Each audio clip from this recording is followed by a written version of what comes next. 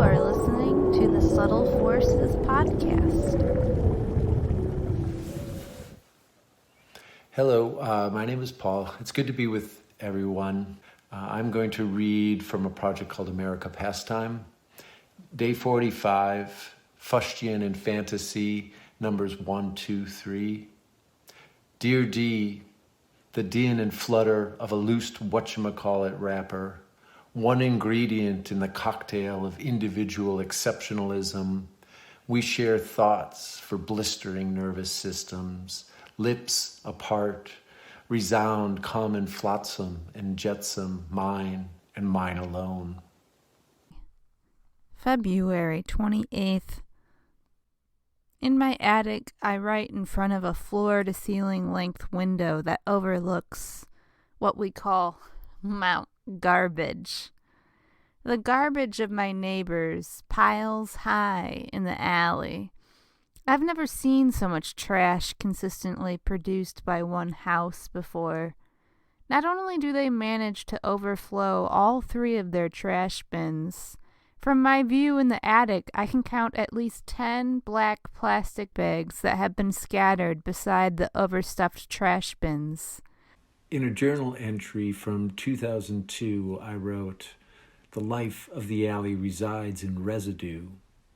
The allure of the alleyway is its lack of activity, lack of centrality, lack of propriety. The alley's role is channeling unseemly elements off the proper, well-labeled streets. It is a healthy, nameless function. I live on an escape route." The city doesn't collect furniture, yet our alley is furnished with a plentitude of televisions, mattresses, and sofas that have been obscured by the piles of shoveled snow. The snow piles in our alley throughout December and February because it doesn't get plowed and the garbage trucks can't get in to pick up the trash. Your alley tales are hilariously, sadly familiar. I live in a cottage house overlooking an alley in River West. My neighbors are using white drawstring bags rather than the black bags that you reference. I also don't think people know how to recycle. Recycling bin lids peek open, revealing giant hunks of styrofoam and plastic bags within. It is total garbage anarchy out there. We've stopped trying to recycle after we rolled our bin out on recycling day and came back outside to find someone had dumped food, cigarette butts, and all sorts of nasty in our recycling bin. I took the time to pick a half-eaten hamburger, plastic wrappers, and foam egg cartons out of our recycling, but when I got down to the individual Lipton noodles, I gave up. I understand and empathize with the us-them equation of litter. My trashing routine, along with long-term curiosity regarding the public of public place, perceives litter as a situational we. The items that blow through our shared landscape are a collective inheritance and bequeathment. The distinction between litter and landfill warrants consideration. That's when we decided to start disposing all of our recycling at my husband's workplace. Shortly after that, someone stole our garbage can. Now, our garbage and recycling goes to work with Blaine. In March, the snow melts, and the garbage bags of Mount Garbage become destabilized. People drive over the trash bags, bursting them open. Litter, now abundant, soaks in the pools of dirty snow water. I hear a popping noise and look out my window and see a van that just drove over a gallon milk bottle. By late March, I have no choice but to participate. It is my yard, and every yard that is scattered with cigarette cartons and snack wrappers. I go outside to pick up as much of it as I can see. I make my way to the alley and pick up as much as I can there too.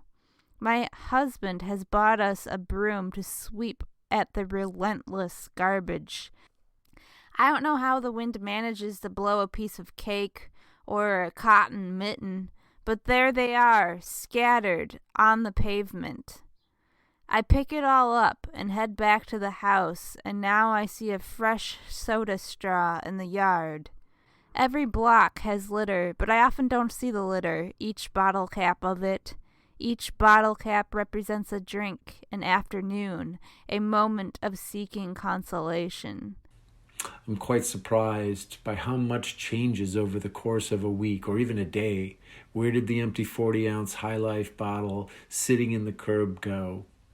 In its place are a couple partially crushed White Claw cans and a plastic muffin tray. The litter rotates, ebbs and flows, keeps it fresh in a manner of speaking, never ends. Imagine an exhaustive inventory of discrete pieces of litter on a given street, including alleys, at a particular moment. It's a spectacularly banal portrait. This is us. At what point of disintegration does a gum wrapper move off the litter inventory and back onto some other list of materials?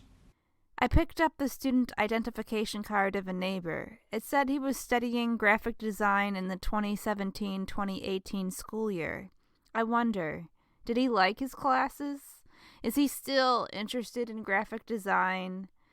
Did he throw his card into the alley just because that era of his life is done? Or did a squirrel rip his garbage bag open? Litter picking is for snoops, gossips, and sleuths like myself.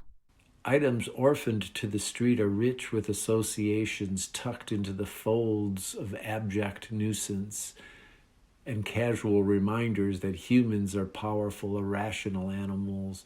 The polyethylene terephthalate pets we use to bottle up rivers are neither beginning nor end in the big picture. Litter has the potential to enrich a quick walk around the block when seen from a certain vantage. I'm not saying it's the ideal point of view, but worthy of acknowledgement and being part of the discussion. What is not to love, hate about someone else's Cheetos bag with a White Owl cigarillo wrapper tucked inside? Did you see what I wrote about a Funyun bag? A few weeks into the pandemic, I noticed this guy, Paul Drucka, was taking pictures of garbage and posting them to Instagram. Just as my friends were panicking because they couldn't find hand sanitizer or wipes in any of the shops, Paul was going straight to the source of filth and handling it with reverence. He was picking up litter, arranging it into sculptural compositions, and taking pictures as if all of it was precious treasure. Paul was walking down streets and trails and grasping at things that had been dropped by strangers. He was writing romantic-sounding poems and letters about the garbage and sharing these writings with his photos. He seemed utterly enchanted by empty Cheeto bags. Day 49, Soapbox Minuet, numbers 1, 2, 3. Dear Dee, I trip over a gum wrapper entwined with shoelaces and fishing line, weighted provenance, tumble and hit my head, ruffling Cheetos bag against my face. We are one modern trash contrivance. Bottle caps, reseal, open. Yours, PD. He was also asking people to bid on the Instagram posts themselves. A winning bidder would be presented with a digital certificate of purchase, but no printed photograph. The guts, I thought. But he has kept the practice up all pandemic long. Day 57, June 11th, 2020. Synthesis solo numbers 1, 2, 3. Dear P, staring down your street and stand corrected. 70 days of picking up others' trash affects only words unraveling. Dear D, a quart of oil, empty dinosaur, mother and daughter. Tell me about persistence. I defend misguided passion, pick up sticks, face to face, eat our weight, leave in a hurry. In February, as I looked out my window upon the atrocity of Mount Garbage, I found myself so distressed I didn't know what to do. I was in my art studio with the intention to create, but the sight of so much litter outside my window seemed like something I shouldn't try to ignore. What was I to do? Pick up all my neighbors' litter for them? That would take all week. I wished there was like an emergency litter response hotline. Then I thought maybe I should try asking Paul how to spiritually process this mess. Like, isn't he the guru of the garbage? Well, you know, the guru of the garbage is David Sedaris. All you really need is to be a supremely gifted humorist, and voila, trash becomes treasure. I think it's Scandinavia, is it maybe Norway, this whole idea of plogging, picking up trash while jogging. And that seems really ridiculous to me in my neighborhood, because you would never be able to take more than 2 consecutive jogs. These communities, they connect very easily on Instagram. Some of them have branded gloves and branded garbage bags. And the idea of producing more trash to kind of corral the trash that's in the world seems 1 step forward, 2 steps back. America Pastime is the project title, and trashing is the activity. Just a brief synopsis. I pick up other people's litter, arrange and photograph it. The resulting pics are posted to Instagram, where anyone can bid on owning the digital file of the image along with a certificate of authenticity, also digital. Note, there is no material product as part of the transaction. That's very intentional, and simply because the project is so deep into the ridiculous amount of stuff that humans put on the surface of this beautiful planet. Like, you know, like you don't take pictures of what's in the toilet after you go.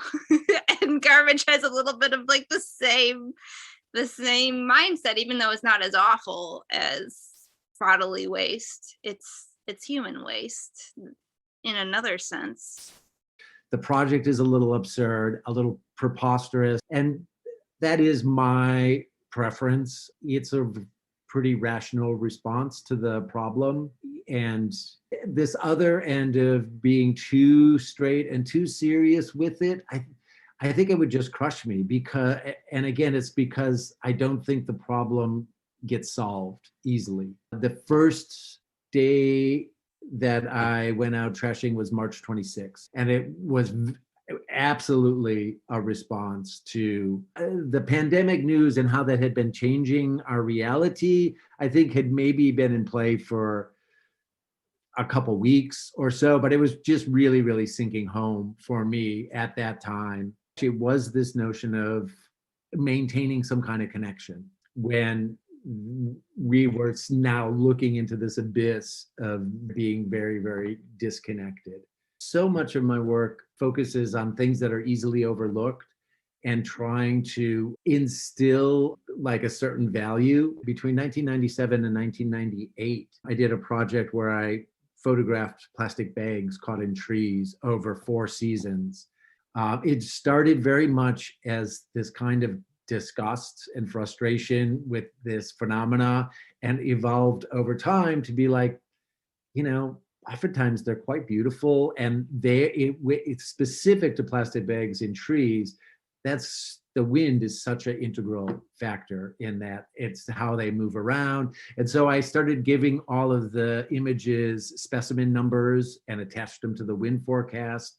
And that project culminated with one of those images being self-financed and produced as a billboard. It's disgusting, it's frustrating, but it's, like the scavenger animals that are always around, like I kind of love them. You can count on them. Like if the idea of seeing an interesting litter juxtaposition would make a person's day, like you could do that every day easily. And I think I desperately wanted it not to be a project. Then it was a couple of weeks in, then there's a little strategizing. Is there another layer of conceptual information or practical information or intention, I guess? And that's where this idea that I have no income and I have all of this material, and it's like, yes, a little tongue in cheek, but also very earnest. All of the goodwill towards eliminating litter from the landscape, as in my experience, hasn't worked. Like you could even have something properly disposed, and then the squirrels, like that's their job to get in there and get what's good. But if there was actual value there, that could change the equation. If that was actually became a resource for something like, when aluminum cans became valuable, and then all of a sudden you couldn't find aluminum can, then that's changed, I guess, the price of aluminum, because you see aluminum cans all over the place now. I don't want to create photographs. I don't want to make any more stuff for the world as part of this, which really made perfect sense at the beginning of the pandemic. And I mean, I think and it still does, but at that time, it's just like, we don't need anything else in the world. It just stays in the digital. There is a digital certificate of authenticity that goes with the image if it's auctioned. I've auctioned off a number of images successfully, and that has felt good. Nobody has ever bid against one another. And that's a threshold I would like to cross. I decided that the best way for me to overcome my frustration with the unending mountain of garbage in my alley would be to join Paul on one of his trashing excursions. I wanted to see the world through his eyes. Trash to treasure. He is so successful at finding beauty and potential in litter that a couple weeks ago, even the New York Times suggested people follow his Instagram account.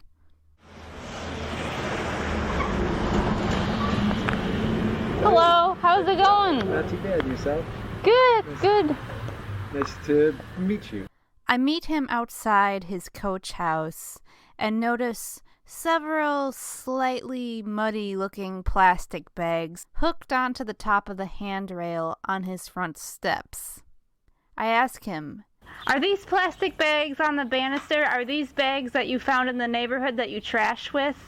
One of the policies is to not purchase things in order to pick up trash. I like the idea of trash nested in other trash. Purchasing anything new in order to pick up litter feels very counterintuitive. And bags are certainly in the top 3 of items found. So easy to come by, and it makes sense to keep a stockpile for convenience. It had rained the day before we were to go trashing, so he was just drying these bags out. The first thing that happens is the garbage truck drives down the street.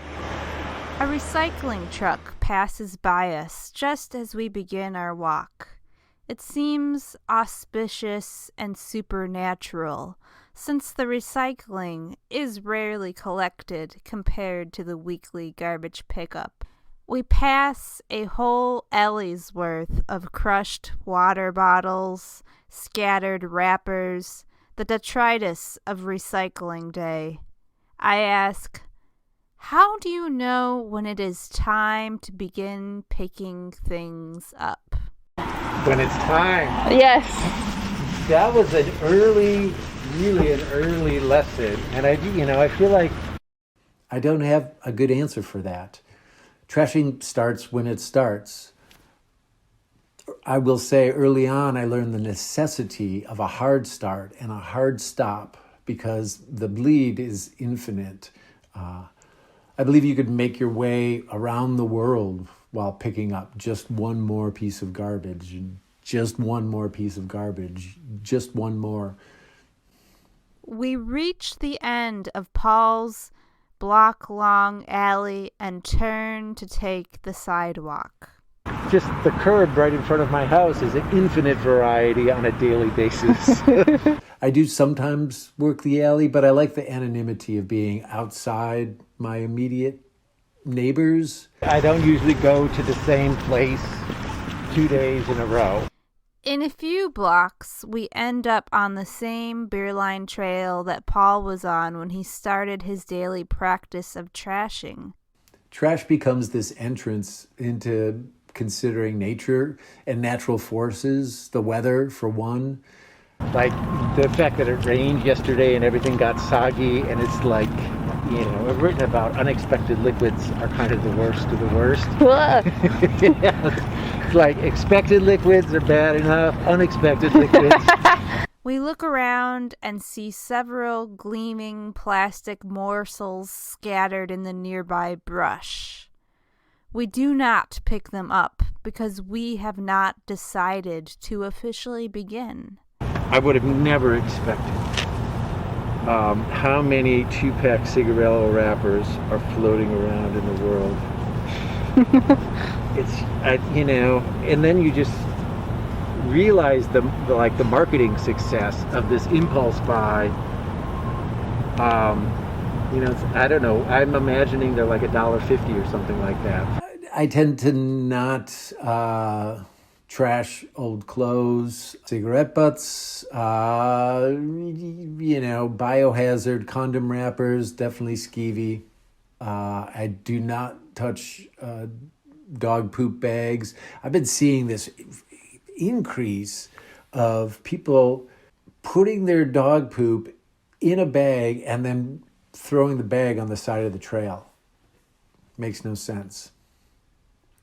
When it is clear the trashing is to begin, Paul puts on his rubber gloves. Now you bought those gloves. I did not. No? I was even going to make that qualification. On top of his rubber gloves, he adds a pair of black gardening gloves. The first thing Paul reaches for is a crushed plastic bottle. Now, why did you decide on that bottle? I don't know. I think it's prominence. And you're ready. You felt like the glint of all of those things awakened you, and you started salivating, and that was like the nearest thing. I guess so. I guess there is a little bit of like, oh, could be that, could be that. One of the things I find fascinating that you get attuned to is the states of decay and how things kind of move back into the soil. I used to focus equally on paper and plastic. Now I tend to emphasize plastic, though I'm still partial to interesting graphics on any surface, or banal graphics for that matter. Decaying books are treasure. Paul dangles a flaking, flattened paper cup for me to see before dropping it into his collection bag. Though it is paper, he has kept this one for the look of it. Soon it is determined that I am to be tasked with carrying the bag of strictly photogenic garbage. Because there are items that I want access to for the photo. Right, this would be in the special bag. That would be in the special bag. I see. Like I often need at least 2 bags, a couple bags in process for any trashing session, so I can keep items separate, items that I may want to specifically pull out for the photo shoot. That just gets really, really complicated on a windy day. Wind is the nemesis. We veer off the path and Paul picks through brambles and climbs over tree stumps when he sees a bit of tinsel that he likes. So how many bags do you sling around yourself on a maximum day? On a maximum, I would say 3 or 4, only sometimes, like if I know I'm about done, there could be like, and sometimes it's just like putting bags in bags. Picking up a few things in my mind, the amount of trash I've picked up over a year has a negligible impact on how one would observe the neighborhood. And best case scenario, I'm taking this plastic bottle and moving it from here to some other unfortunate place on the surface of the planet. How many vodka bottles have been dumped next to the log just right here? They are all the same size and brand. Paul picks 7, but he doesn't bother digging up the others, which are half buried in the earth. I become aware of patterns that I would otherwise have no idea about. As I mentioned, the weather patterns, the wind, natural forces, but also routines and habits. That's like 7 or 8 little pints or quarter pints of vodka. You're discovering people's rituals. Yeah. And I don't know, that is meaningful to me. We leave the trail and approach the driveway of a university dormitory. Everywhere I look, I see litter hanging, scattered and nestled. Because of COVID, they're not occupied, and so I think there's just not as much. But usually this is just really rich. He sounds almost mournful that there aren't more items of garbage for me to scour with him. He picks a hamburger container out of a tree, admiring the packaging. It's like, in a way, ethically, it might just be better to leave this decompose out here than to throw it in the trash. Throw it in the trash. But then he places it in the photogenic litter bag. If trash had a value, or even the potential for value, there would be less of it. That is an equation that America Pastime attempts to further, rather than kind of perpetrating empty hope. It just seems like society should be like, we have to stop everything until we figure this out, Nothing else can happen. Because this is kind of crazy. It's ridiculous. At the end of the dormitory driveway is a mound of litter because the snowplows pushed all the snow and everything hidden within it to this area. The snow has melted, but all else remains. I could do this for the rest of my life and certainly continue to glean insights, but I don't think I'd ever get to the bottom of... No. Paul pulls a pudding cup from where it has nestled in some branches. Is that a surprise liquid or intended liquid? Well, this was sitting in the tree, so yeah, that was it. That was kind of, figured that was coming. Turns it over and dumps the expected liquid it has collected onto the ground before the cup goes into the regular, non-photogenic trash bag. One thing that I really like about this project is like if I'm doing this, I just do whatever the hell I want. Our bags have quickly filled, and now it is time to arrange and photograph the garbage. It is a bit like composing a still life. There are aesthetic considerations, scale, pattern, color, texture. Taking a moment to sit down and move these things around is really integral to the trashing experience. The physical gathering and handling of the trash, that's where the writing begins. Paul directs us to a short concrete wall behind the dorms, where the wind will be less likely to blow apart a trash sculpture. He picks items out of the photogenic bag and arranges them atop the wall.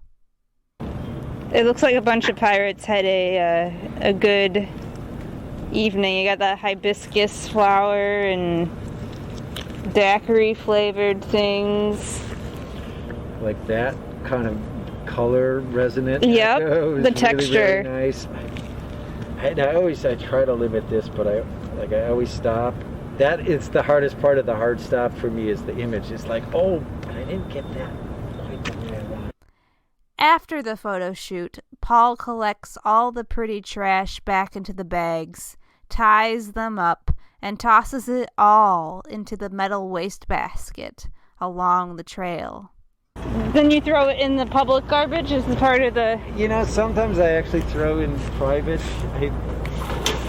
And that's the process. That's it.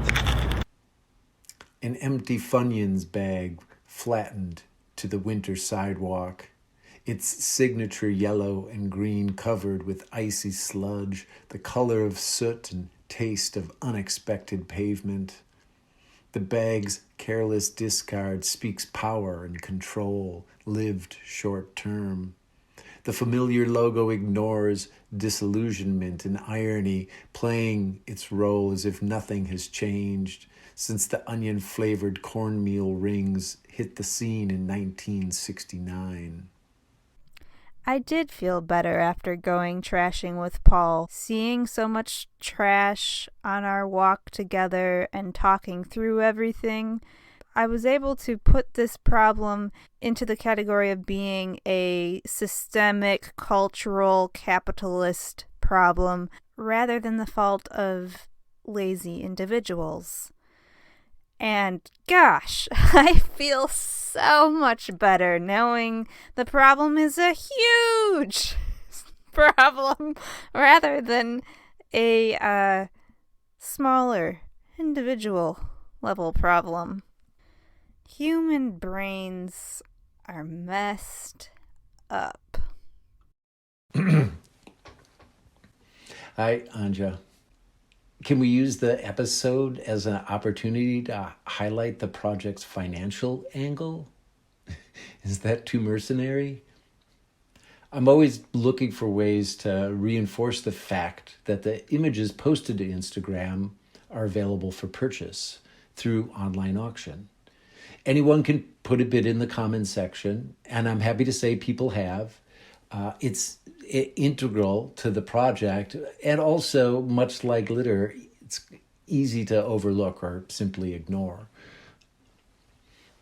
Perhaps I could convince you to bid on an image as part of the episode.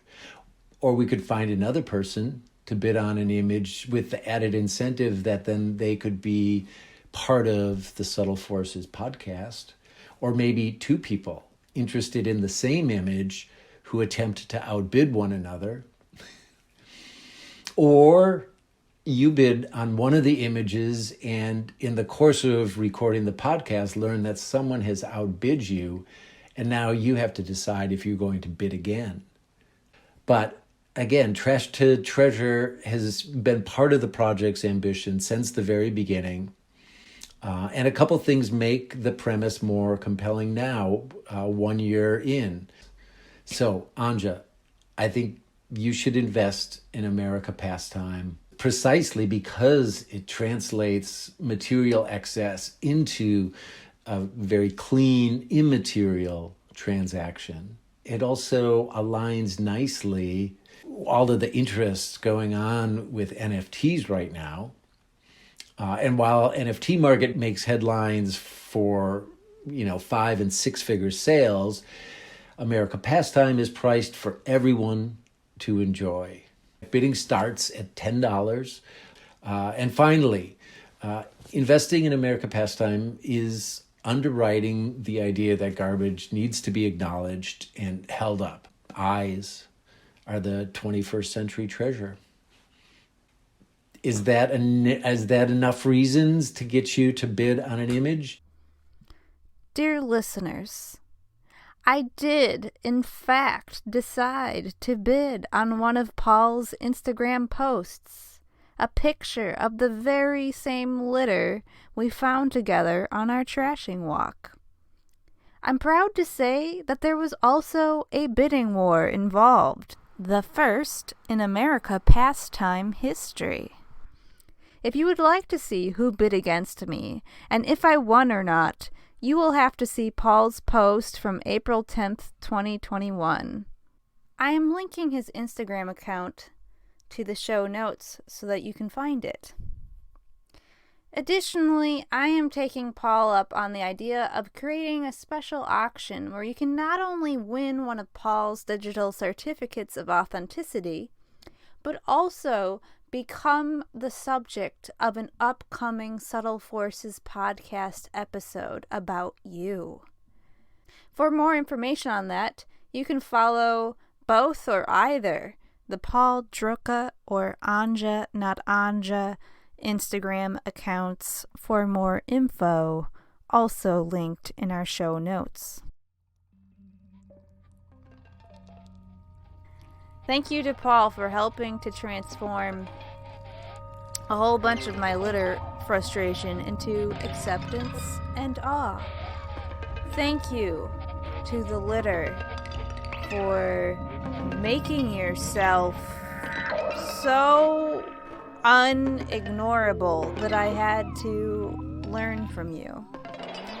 Thank you to the worst neighbors on my block who happen to live just across the alley from me, who were not only the creators of Mount Garbage, but even long after Mount Garbage turned into broken glass and blew away with the wind, they continue to give us presents like a toilet plunger just behind our garage door.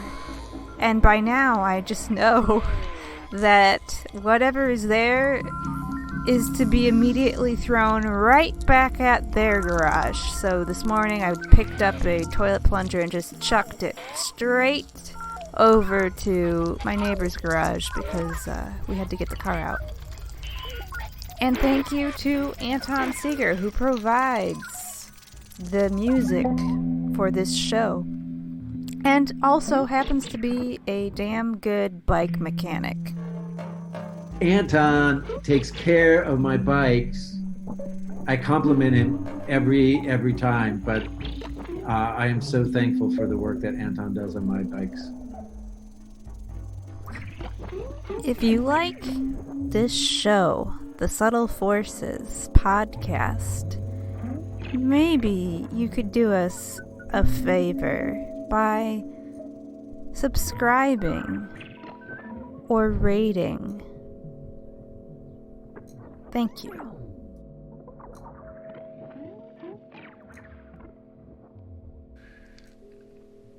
January 27th, 3:45 p.m. Fate falls from above, tangles my feet, portends agony, baggage, discarded slapstick. I see you, chained to rock, regenerating organs, calling, dear, touch the scar.